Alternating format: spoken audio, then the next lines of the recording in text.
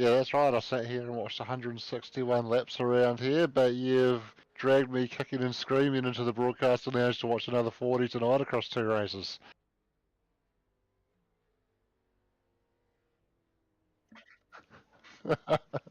No, it's always a pleasure to come and watch these guys race and do a bit of commentating. So yeah, happy to be here.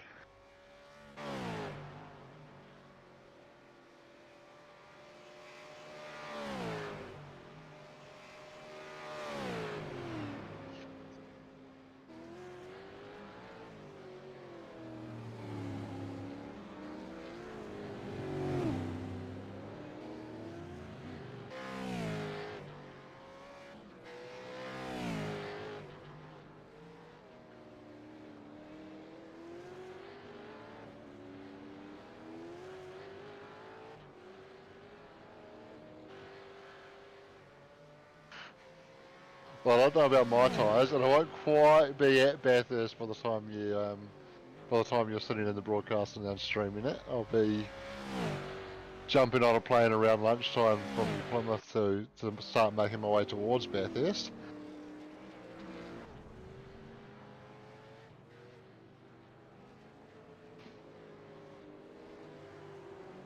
Yeah, absolutely. Absolutely, always something I've wanted to do, and absolutely stoked to get the opportunity to do it this year.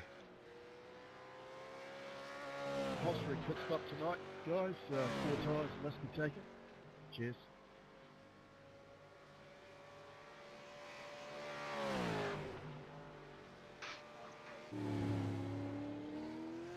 I wasn't until you just mentioned it, Doug. Thanks for that.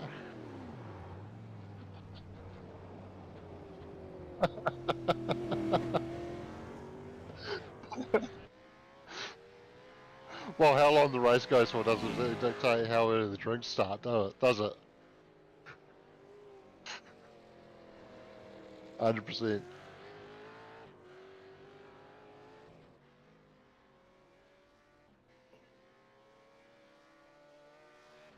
Yes, 220 lap races.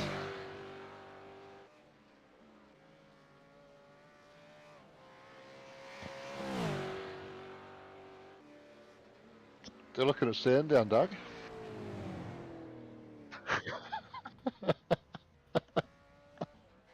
Yeah, 13 turns, 3.13 kilometres.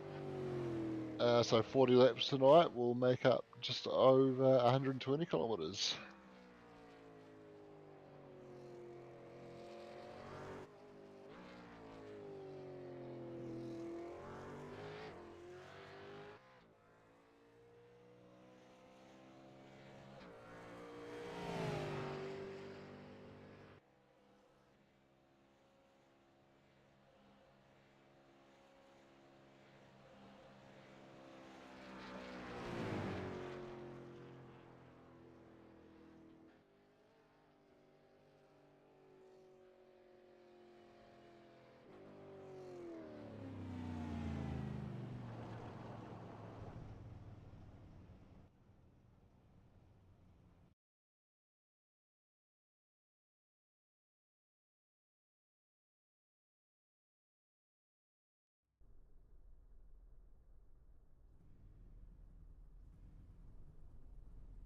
Yeah, sure does. Can help you get your consent sorted as well if you're doing any building work, so definitely worth hitting them up for any of that.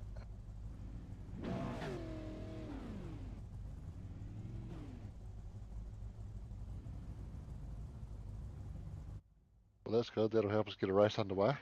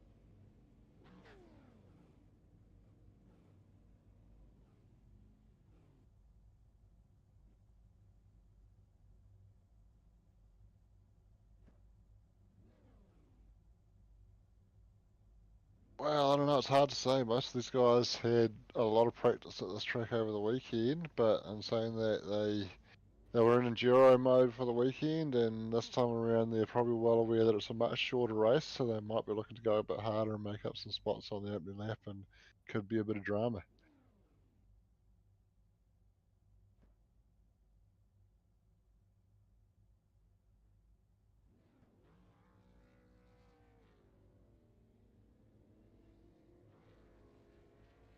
Green flag, green flag. Slow start of their mid-pack, looks like Quinn Wilson on the Queenstown Power Flights car getting away slowly there. Heading down towards turn 1, and we've got a car wide. Carl Nedler running wide from the pole and drops back into second position there.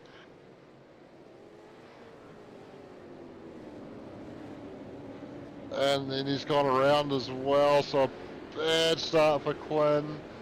He got away slowly, dropped down into that mid-pack and got turned around, unfortunately.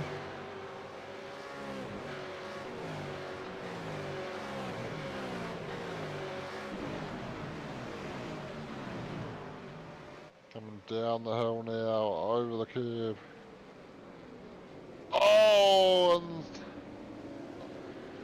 oh, that's Trent Bennett finding the wall.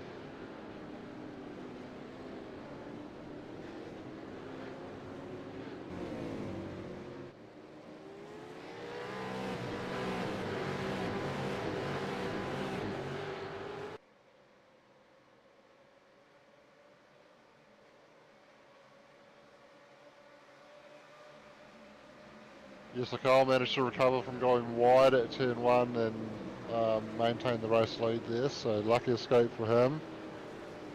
Bill Kilger in the pits early, so potentially he's been caught up in some of that drama along with Trent Bennett.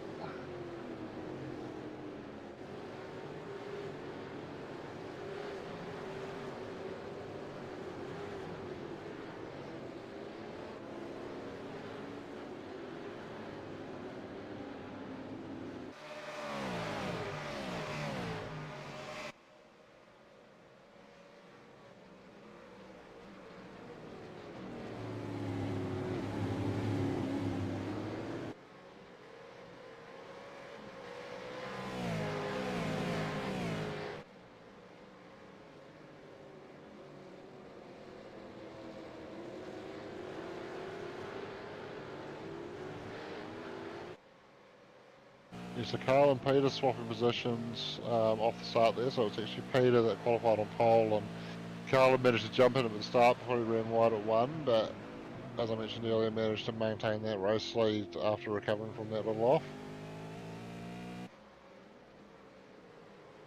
But Peter just starting to close the gap up again, putting the pressure back on Carl out in front, so Peter's been able to get those tyres up to temperature and look to turn things around and look to get on the front foot again.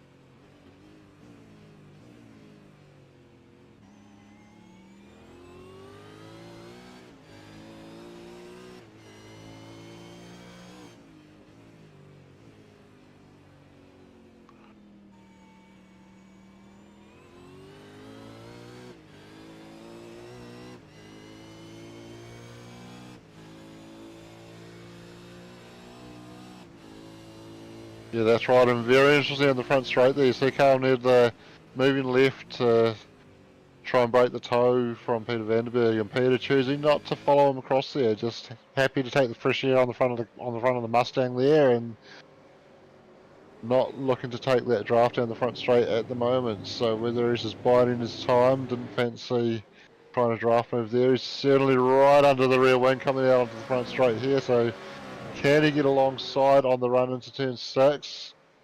Small overlap on the outside. He's going to need more than that. It's very much a one-line corner, so you have to earn the right to control the corner, and he's just going to have to back out of it to be able to make it through on the outside there.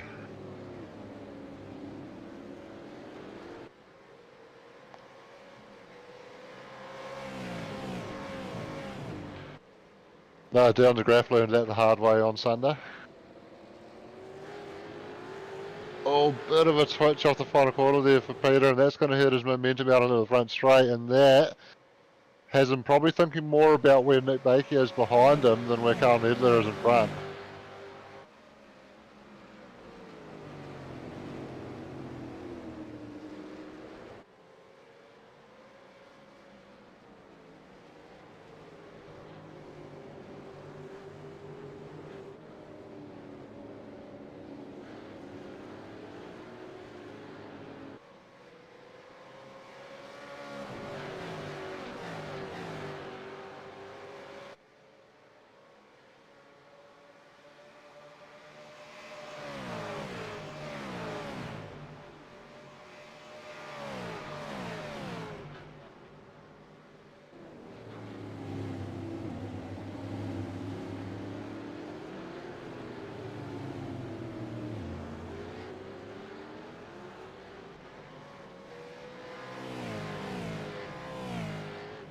Yeah, it's a very nice livery, great retro throwback to a classic Holden livery there.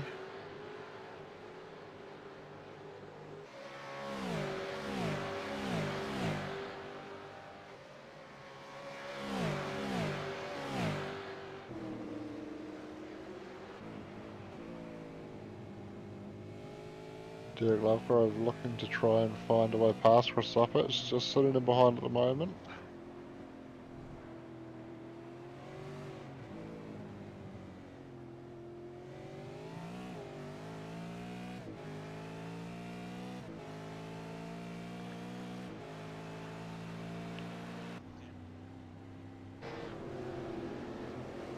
Oh.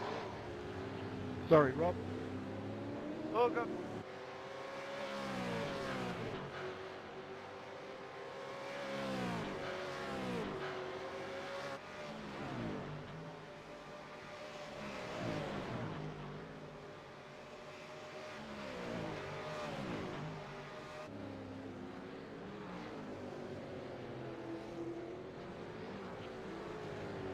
We are.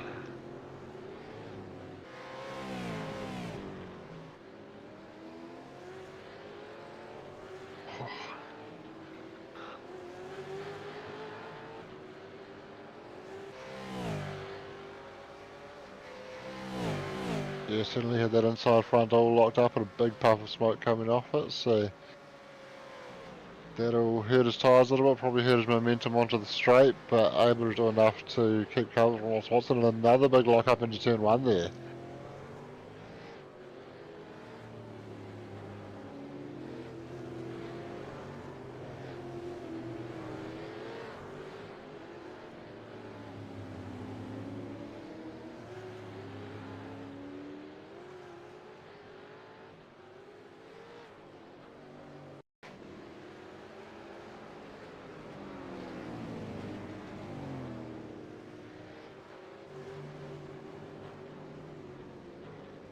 Oh, lining up the rear tyres, getting it smoking like his barbecue.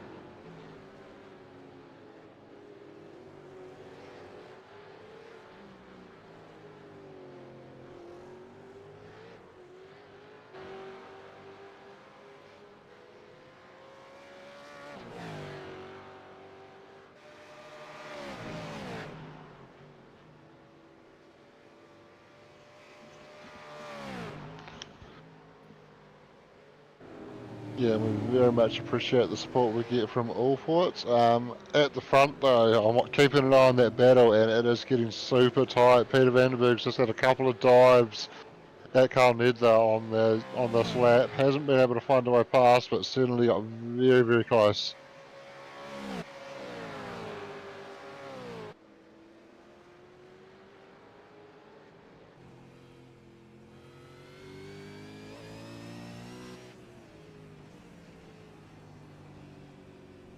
driver's eye view with Peter there. Notice those misfit guys are going down to first gear for turn 4 there. It is a tight corner, so they're using first to get that rotation and then short shifting up to second. Just a bit further back on this occasion than it was a lap ago, so not going to be able to have a look here like he had a big look last lap.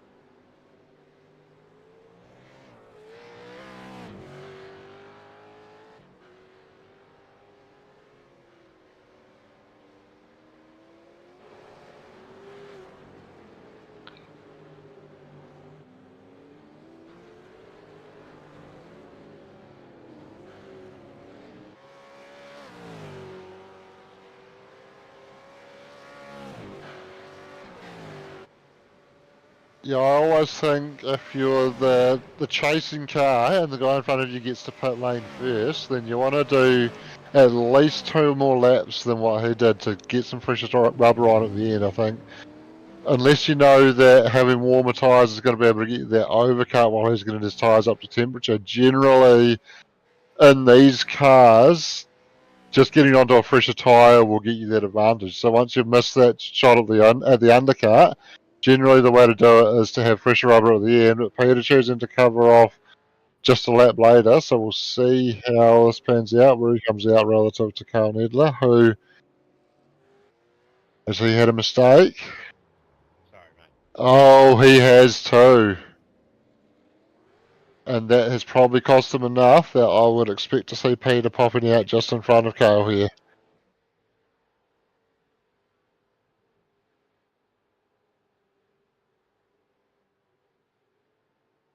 So yeah, Carl just coming onto the front straight now as Peter's making his way out. Behind Scott McKenzie though, so Scott McKenzie may have jumped them both here. And Nick Bakey actually jumping into P2, so Peter having a slow stop, and we were expecting him to gain a position, he's actually lost one. So dropped behind 2 cars that were behind him while moving ahead of Carl.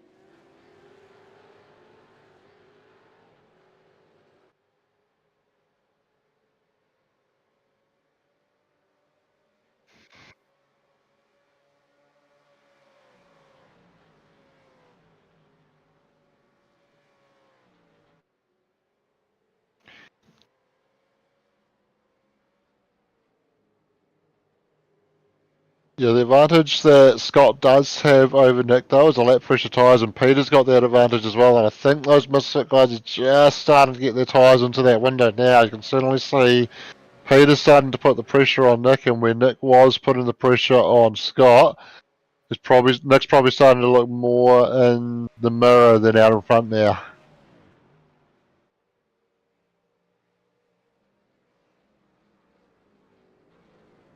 And then, of course, lurking behind Peter, we've got Carl Nedler, who will be very keen to try and make up for that error on the outlap. Having the quick pit stop, making the error on the outlap as Steve Darren pulling up there.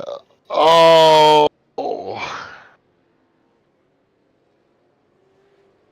Yeah, getting caught out by that curb on the extra turn 1 there.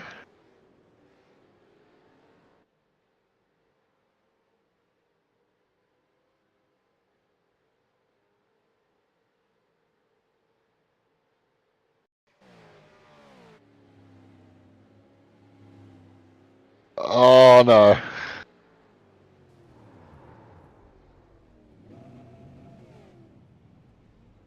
Oh. Well, do you think Daniel's going to be welcome at the next family dinner?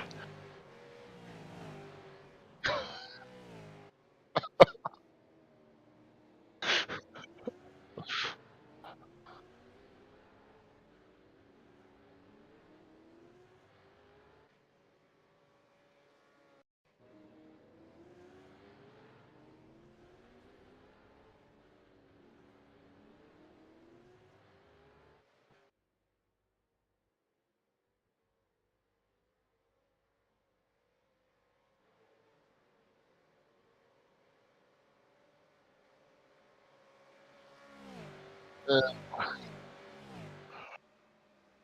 And Nick dropping behind Carl as well.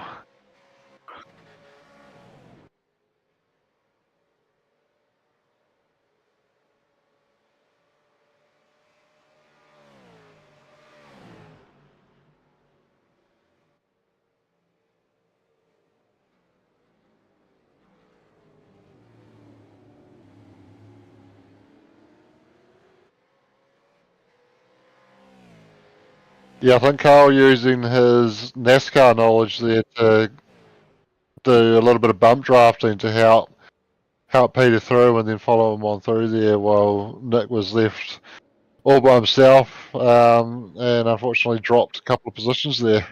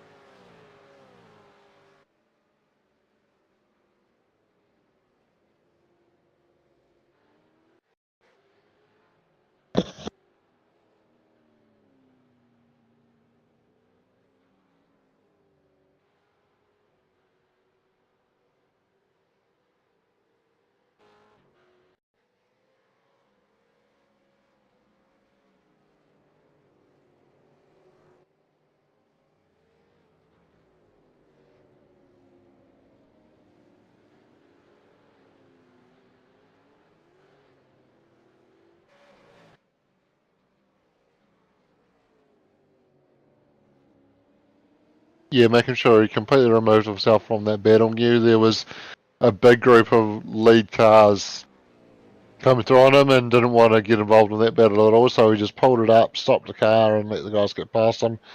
Jason Upton showing big damage on the Passion Sim racing car there.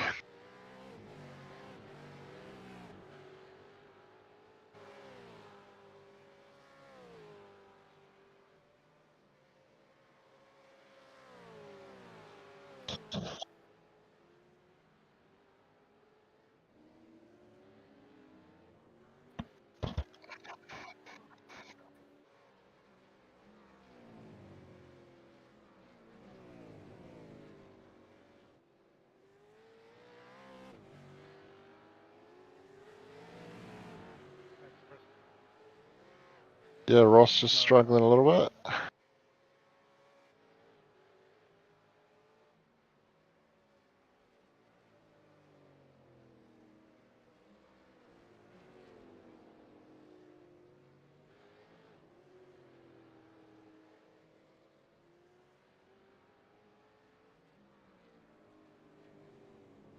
Thanks, Jason.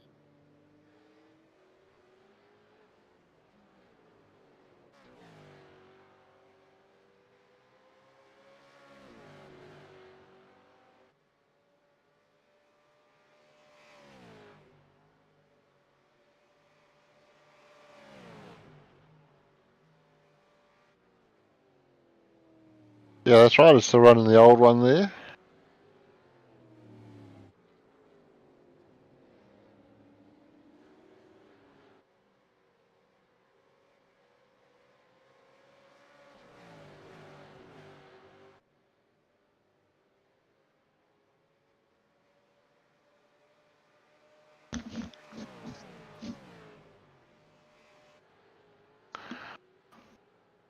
Yeah, I'm interested to see how the Misfits guys play this, because they've got a potential for a 1-2 here, and if they get caught up too much in their own battle, they could risk losing that with Carnetta getting involved, but at the same time,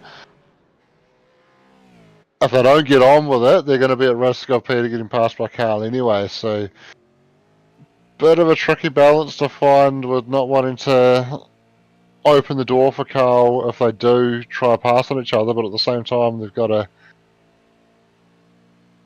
have eyes forward and not leave the gap there for Carl by being a bit too passive in this battle. Oh, as Carl has a big rear lock, and Nick Bakey just manages to squeeze past, and Nick Bakey climbs onto the podium, and that relieves all that pressure for the Misfits guys there, and they can race it out between each other as Carl's fried his rear tyres and lights it up on the exit curb, backs it into the Pertex signage on the outside of the track there, and finally gets going, minus the rear wing.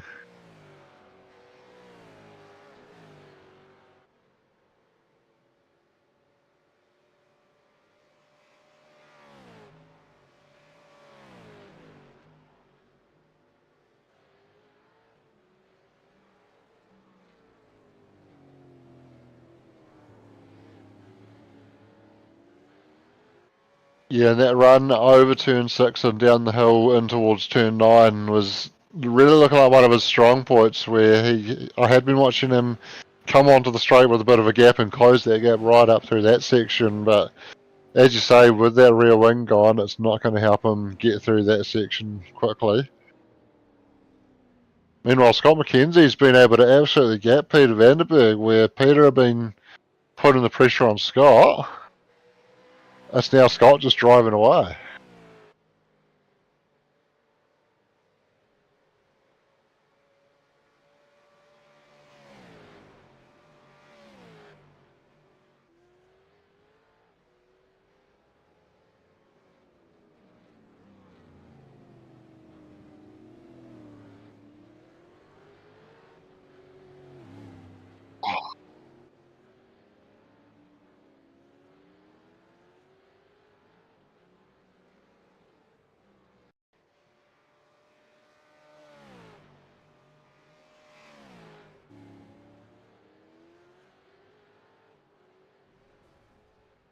Oh,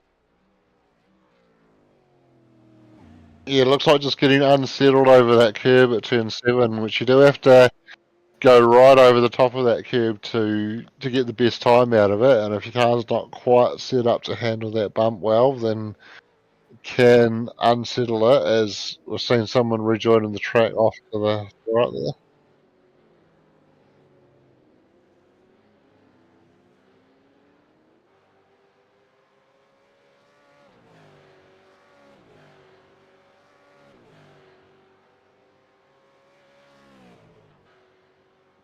Thanks, Joe.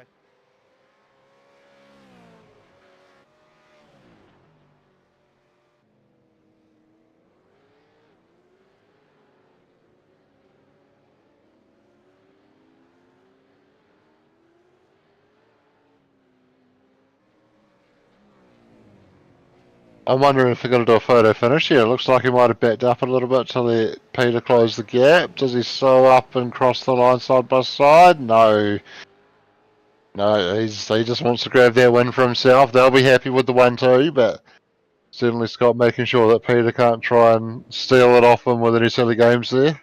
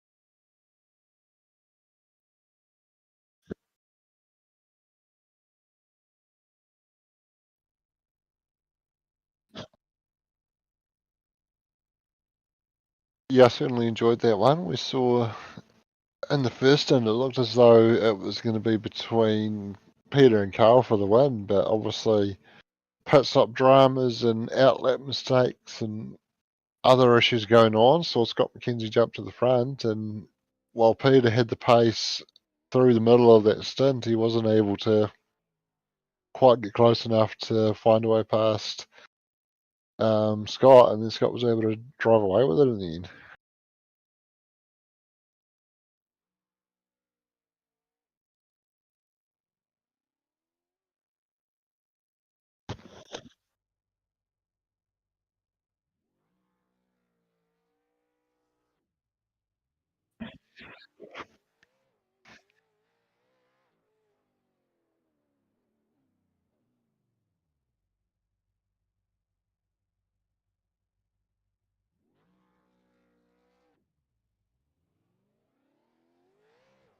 Yes, it was a very slow getaway for Quinn off the line, and it put him into that mid pack, which then resulted in him finding contact down here at turn 3 and just getting turned around.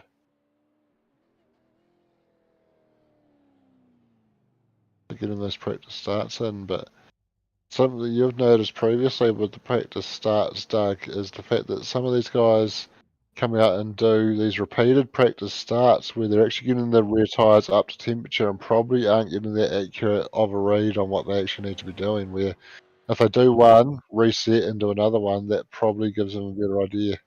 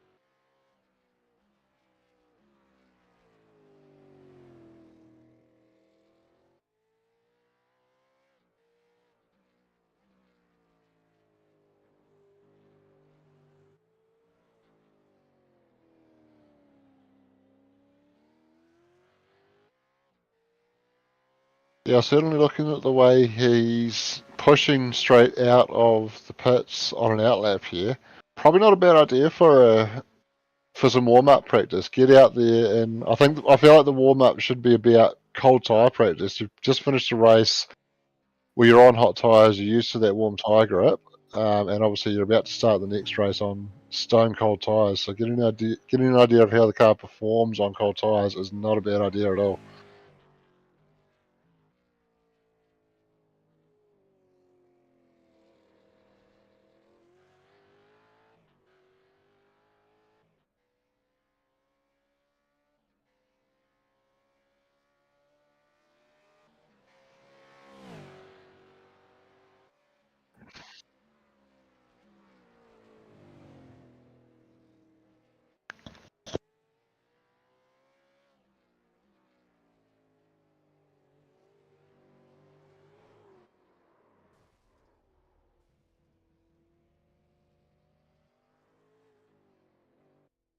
That's what I've been talking to myself for the whole race.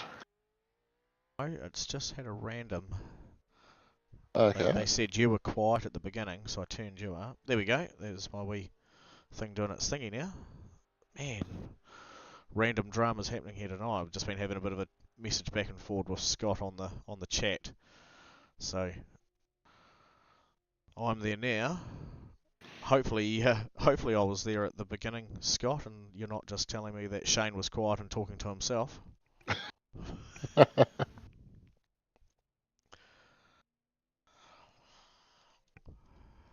I really love this stuff.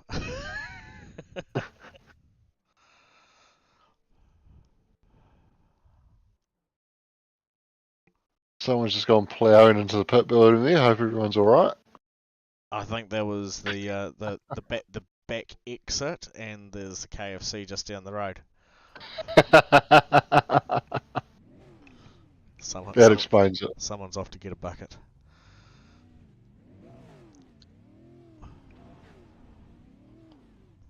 Well, here we go. This is a short turnaround for the guys moving forward into round 2. It won't be too long before we see those all-important lights coming up there on the screen. If you ever look down through the grid there, Shane, it is impressive to see how many of those red and white misfit cars are actually scattered through the field. Yeah, it looks like we've got about 6 of them sitting on the grid there, so... Yeah, very cool stuff. What I'm going to do is I'm actually going to have a look here at Caleb Beecroft from the Allports entry car here and see how he gets on with this as he lines up beside Carl Nedler.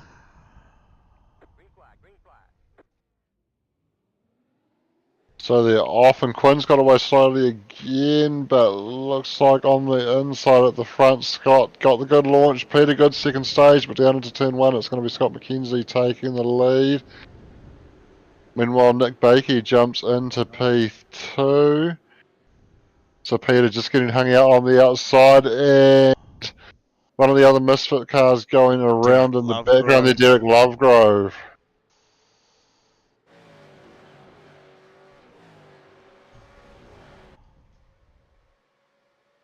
That was some invasive maneuvers. A bit of chatter going on there as well, but it's all happening up here at the front. Nick's in a misfit sandwich there at the moment.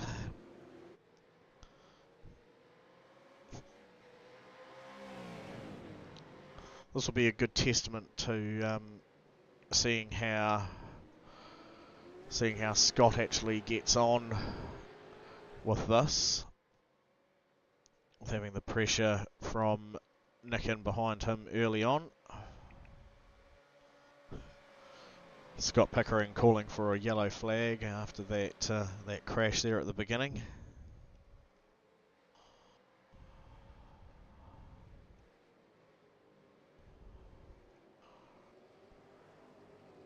So Scott McKenzie just holding on to a slim lead at the moment. Look like he might have got a bit wide through 4 there, so that might give Nick the chance to get a run on him down the back straight. Is Nick brave enough to think about a move down into turn 6, or is he just going to sit behind at the moment? It looks like he's just going to sit there for now and try and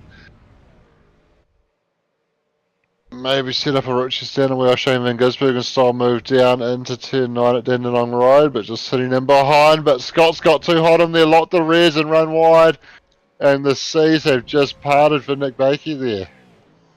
Yeah, and Bill's managed to round him up as well. He's now got Mark Price and Quinn Wilson sitting behind him now. So Nick Bakey on the provincial pole here for our second race, and doing a pretty good job at the moment of just moving ahead a little bit there. Oh, Nick has a little lock up down into turn 1 though, manages to keep the car under control over that curb, and if anything, maybe just opening the gap a little bit more as well. But then Peter closing in through 3 and 4. Yeah, Peter's not without pressure on him as well, as he has Caleb Beecroft sitting in his mirror, just a little bit behind that one. So it'll be interesting to see how Caleb fears no pressure behind him, and all the glory of getting further up the podium just ahead of him. A big gap back from Caleb there to Quinn Wilson, who's sitting there in 4th. Quinn not with the best of starts, but has managed to capitalise off some early drama there to come up 5 spots.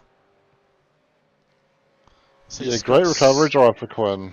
Scott McKenzie's name falling further down the grid order as well, but no crash data that I can see. Maybe this will explain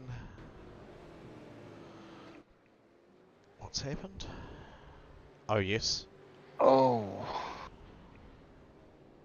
So certainly would have a slowdown to deal with from that, but I would expect that he would have had that clear by the time you picked him up going slowly down the front straight. So I wonder if he's maybe in the process of serving this slowdown, he may have been sent wide down here at turn 6 and cut the curb at turn 7.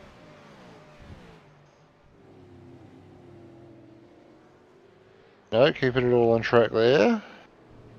Maybe he has managed to hold on to that slowdown for almost a whole lap and just serve it down the front straight. Yeah, because it was just around through here. It certainly looks like he almost parks the car.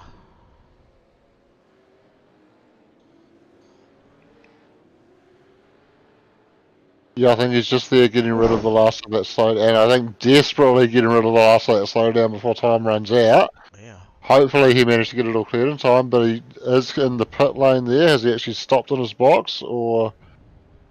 Yes, he has stopped in his box, so he's not serving a drive-through. There you go. Here we are, so P11 at the moment for Chris Uppich, up 6 spots with Rob Higgins looking like he wants a bit of that action.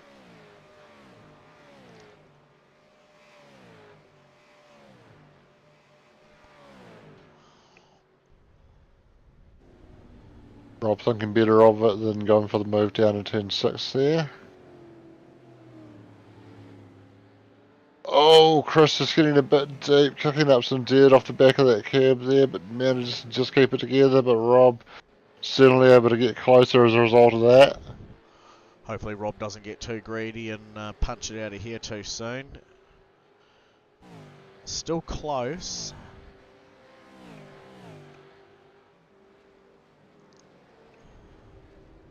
We've seen a couple of mistakes already down at turn 9 Dandenong Road in this race, and that is a very tricky corner. It's a tight 90-degree left-hander, and downhill braking zone all the way through.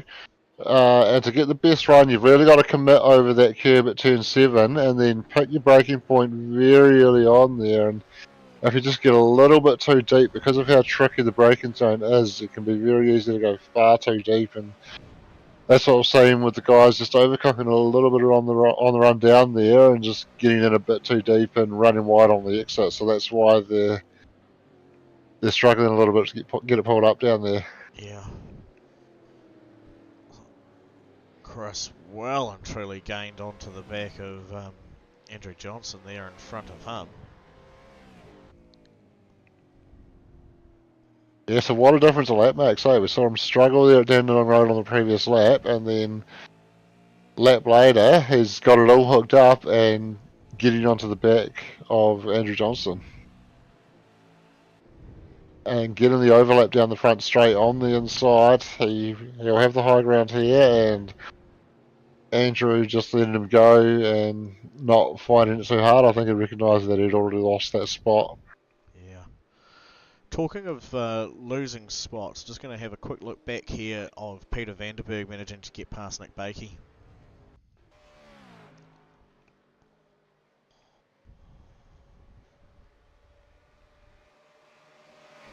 Oh, it's a very gutsy move down into turn 6. Gets far enough alongside though, and plenty of respect shown by both guys to get that move done nice and cleanly. Keeping it cool, the Iceman, Peter Vanderberg, gliding there himself into P1, but wouldn't be surprised if there was a little bit of black and blue paint across that rear bumper as well. It was very tight coming through, but big ups to Pete for that move there.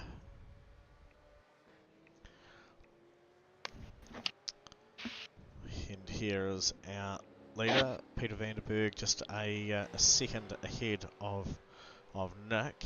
Nick pacing really well still. And Caleb Beecroft still doing a mighty fine job of sticking it out there in third. And not too much margin closed in with the car behind him. Quinn Wilson still sitting there in fourth. Here's a cool name to see a bit further up the the grid order. Mark Price currently sitting there in 5th. I'm sure there's probably a few guys that have come through the pits a little bit earlier. We'll probably come back out amongst these groups. Awesome to see there, Pricey. He's got Ross Watson and Stephen Arthur chasing him at the moment.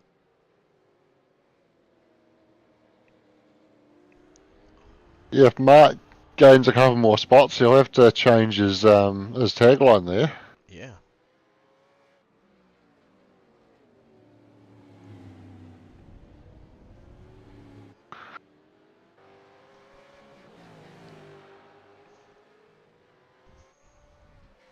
There we go. Carl Nedler currently down the 19th spot, down 14. Certainly not where he wants to be. But also with him down 14 spots, Derek Lovegrove just ahead of him there in 18th. Both of those guys have already come through to do their pit stops. Got a few other guys coming through into pit lane. Peter Vandenberg has taken his stop from the lead as well, so able to get in early enough to cover off against any potential that Nick Bakey might go for an undercut, and Nick Bakey is coming to pit lane now. What I noticed is the time variation from the first race, where Peter was just over 11 seconds on his stop, has now done an ace of a job at a 9.2. Yeah, so maybe a focus from Peter on making sure he hit the marks a lot better and getting that pit stop done quicker. And as it's just coming down the grid now, this could be very tight. Nick might just about have him covered off here.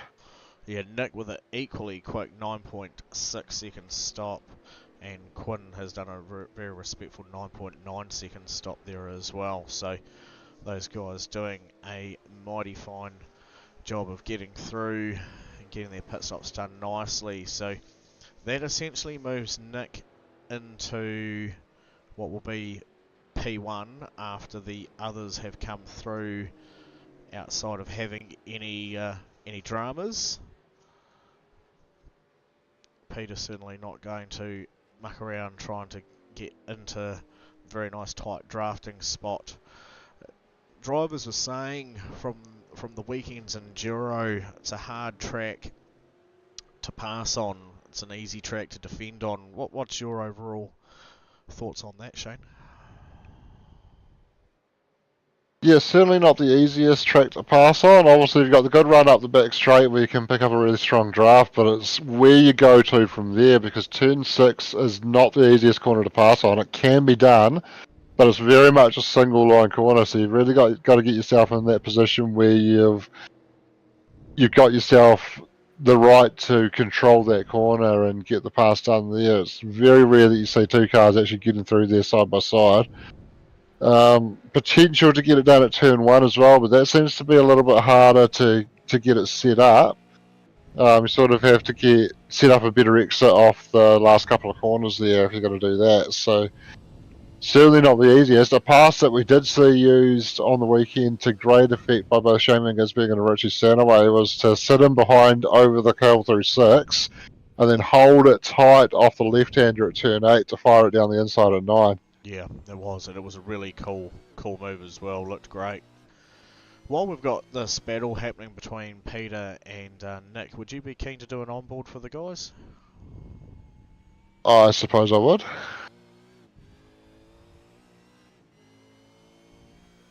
So coming down the front straight here and starting the lap as he crosses over the line past the pit exit there. Using some of the apron on the right, getting on the brakes at the red mark on the wall, down to 3rd gear, just clipping the curb. Don't use too much of the curb on the right hand side on the exit there. Hold it on the limiter in 3rd, down to 2nd gear, bounce over the curbs through here. And then going back to 1st, short shift into 2nd at turn 4, getting the power down.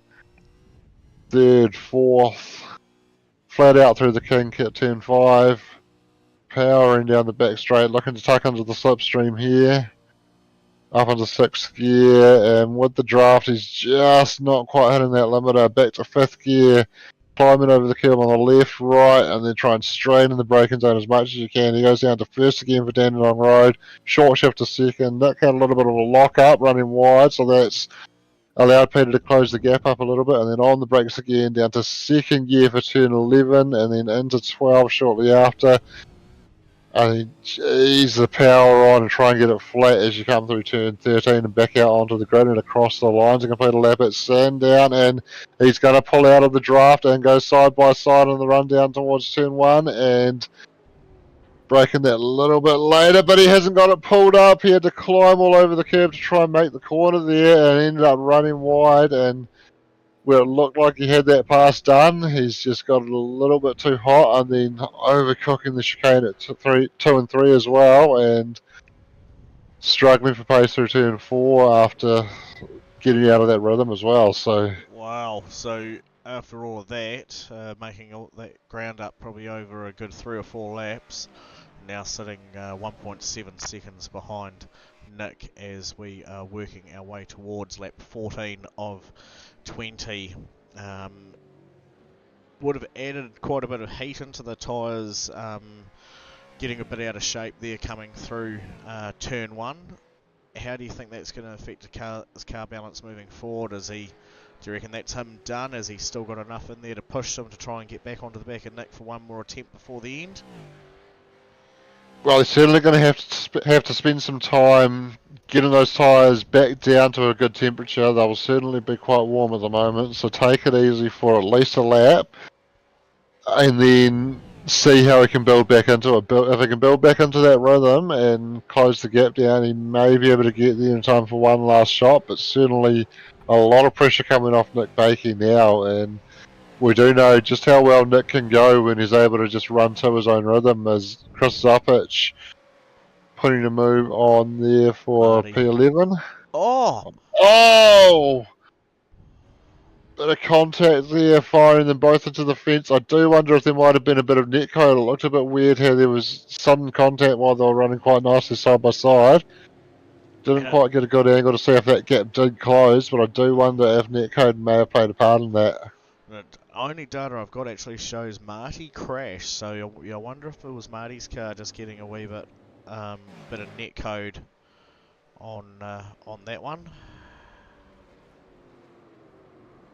There was physical contact there. Marty, well, I'll say he needed to come over because at the end of the day that apron runs out. So I wonder if I do suspect there probably needed to be a little bit more space given for Marty to be able to keep it on the track there.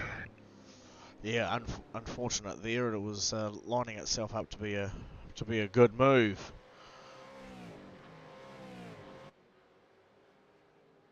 Yeah, it's a tricky spot because you do have that apron on the run down past the pit exit, and people tend to use that apron as part of the track, but obviously it does run out and you need to be able to get back on the track, and I think Chris just misjudging how much space he needed to give to Marty there, unfortunately.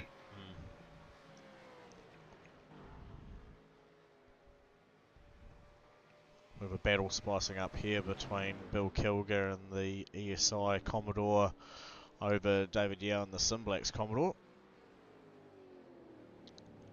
Yeah, this guy's running very strongly, well up inside the top 10. Bill will be very happy with the top 5. David will be keen to get past him and try and grab that 5th position for himself, but we know it's never an easy job trying to get past Bill.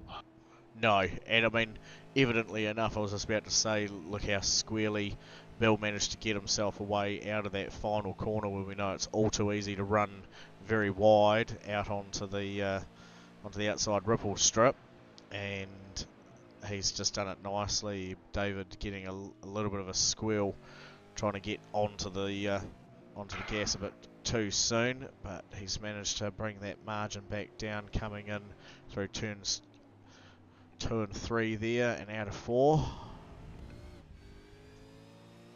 But again, Bill getting nice and squarely off turn 4 there and getting that good exit, and I think that's where Bill's strength is, where we see him able to defend very well, is he does tend to get those important exits done very nicely, where he's able to create a gap coming out onto the long straights, and it's very hard to try and put yourself in a position to get the move done if you're not able to get close enough down the straight.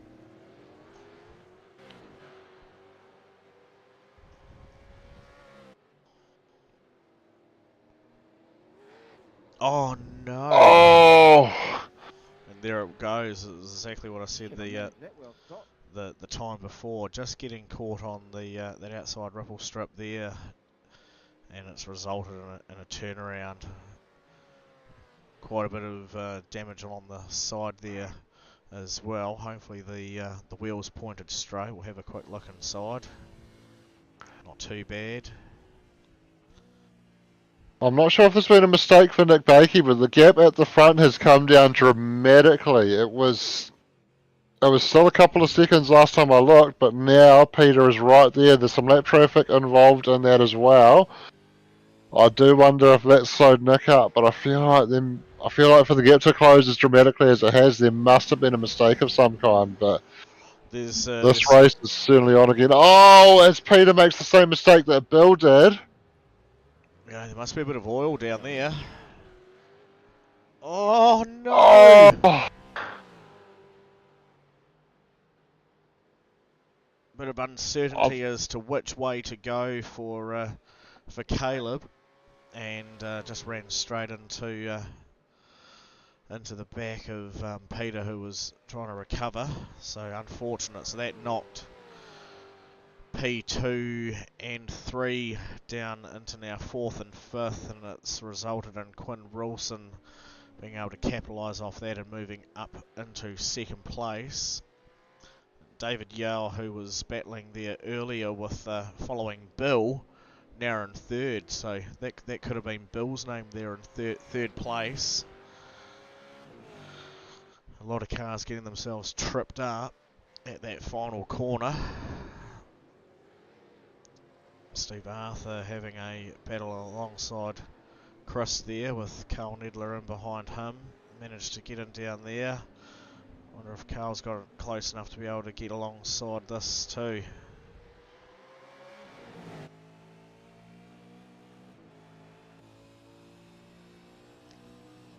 Wow, that's looking very, very tight.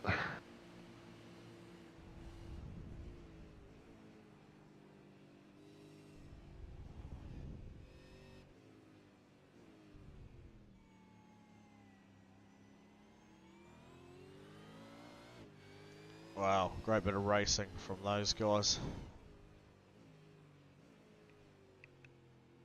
Chris firing it back down the inside there, and that was a very, very committed move, and very well done from Chris. Have a look at that from a different angle. You can see here Steve not even thinking about Chris potentially going down the inside, doesn't think about defending. Chris just putting a nice slide job on there and getting that pulled up nicely as Steve's got off the track now, down at turn 1.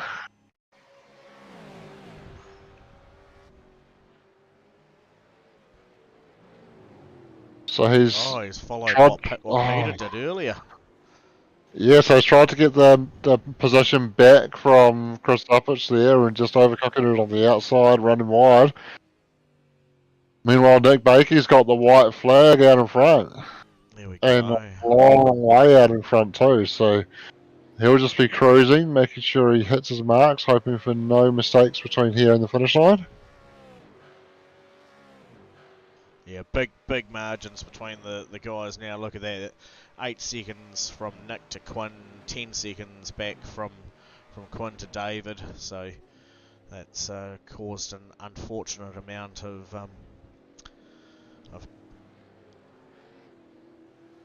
unlucky racing there in our final stages of the second race for tonight. Nick has been the solid performer for this race, and certainly doing a mighty fine job of it as he comes out of the final corner, hugs up across to the line and says, "Thank you very much, winner winner, chicken dinner."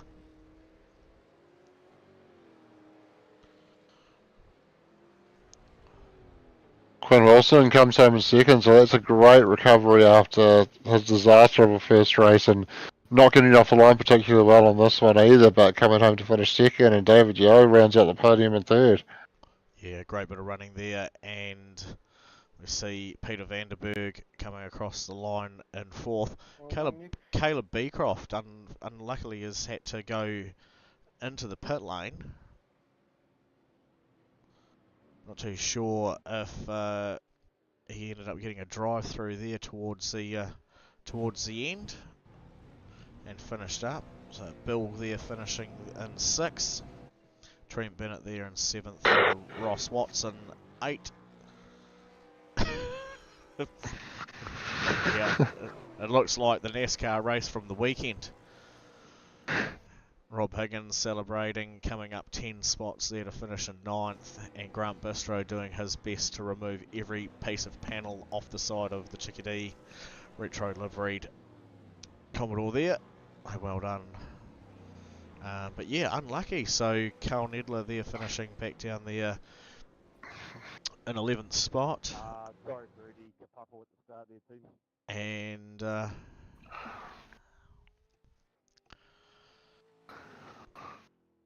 yeah, just quite a funny odd night of racing. Yeah, plenty of action. We saw every time we thought something was about to happen, something else happened that we weren't quite expecting. So plenty of drama. Challenging little track it is here at Sandown, and we saw a number of those guys out there. The challenge just got a bit too big for them, and they made those mistakes. Yeah, it'll be quite interesting to see what that has done to any potential changes to the championship as far as points goes. But coming up next week on Tuesday, I believe we are walking into the final round of the V8s and also, correct me if I'm wrong, the last race of the endurance. Yeah, that's correct. So we do head into the final week of the season next week, and the V8s will be closing their season out with an endurance, as will actually the GT3s. They But will be. the V8s are heading to Red Bull Ring in Austria for that next week, so that will Cool. be a very interesting race for a nice little enduro there. It will be actually. It's quite a technical track, and yeah, it'll be interesting. Usually watching Formula One cars go tearing around there, and we'll be watching the monstrosities of Aussie V8s going and carving up and chucking down tons of gas. So that'll be cool. Wonder how long Sean will try and kill us for that one. But on Thursday night we go into the second to last round of the GT3s, and I'm pretty sure we're heading to Phillip Island. Yeah, that's correct. Kicking off a little Aussie tour to finish off the season for the GT3s. So Yep. Phillip Island this week, and then next week we finish off with an endurance at Bathurst. Yeah, that'll be awesome stuff, and yeah, that'll be the closure of the GT3s endurance series from inside the main series as well. So quite a bit of admin work will take place after the season end to calculate those numbers as much as the ones from inside the V8. So stick with us as we come into the last couple of weeks of our racing season. Big thank you to All Ports for their continued support with us. Feel free to jump on their website allports.nz, check out their list of products, and have a look at their Sparko gaming gear as well, and get a very awesome 15% off at checkout by putting the code SCNZ for SuperCars New Zealand, SCNZ in at checkout, 15% off. Can't argue too much about that. And big shout out again once again to Wayne from DSA for your ever long continued support of the awesome series. Please, if you're in the business of getting anything done building wise, as far as looking at building a new house, needing some design work done, or as simple as getting some bits and pieces signed off, get in contact with Wayne. He's a qualified builder by trade. He knows his stuff, and he won't set you wrong. From us in the broadcasting lounge, this is Doug. Thank you very much. And Shano, thank you for coming along once again. Cheers, Doug, and I'm going to spend as much time as I can trying to pretend that Sandown doesn't exist. Very good.